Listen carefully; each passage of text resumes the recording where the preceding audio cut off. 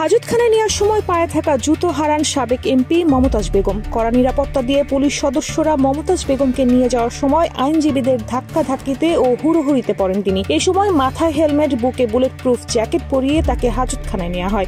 মমতাজ পুরোটা সময় জুড়ে মাথা নিচু করে হাঁটছিলেন। তবে এক প্রকার দৌড়ে নিয়ে যাবার সময় নিজের পায়ের জুতো খুলে যায় মমতাজের।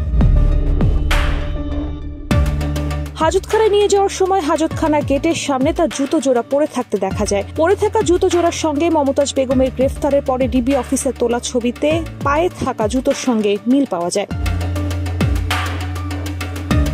এদিকে জুতো হারানোর বিষয়ে ঢাকা মেট্রোপলিটন ম্যাজিস্ট্রেট আদালতের হাজতখানায় ইনচার্জ উপপরিদর্শক কামরুল ইসলাম বলেন, আসামিকে হাজতখানা থেকে পাঠানো হয়েছে, তার পায়ে জুতা ছিল কিনা তা খেয়াল করিনি। হুড়োহুড়ির ভেতর জুতা হারানোর বিষয়টি আমার জানা নেই।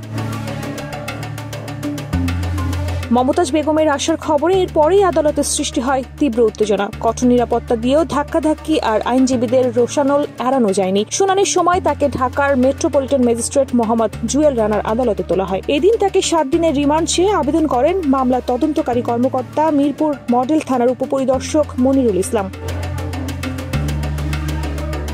অন্যদিকে রাষ্ট্রপক্ষে রিমান্ডের পক্ষে শুনানি করেন ঢাকা মহানগর দায়রা জজ আদালতের public prosecutor Omar Faruqi. Remand নামঞ্জুর ও জামিন চেয়ে শুনানি করেন আসামি পক্ষের আইনজীবীরা। উভয় পক্ষের শুনানি শেষে তার 4 দিনের রিমান্ড মঞ্জুর করেন আদালত। এরপর ফের আদালত জুড়ে উত্তেজনা সৃষ্টি হয়।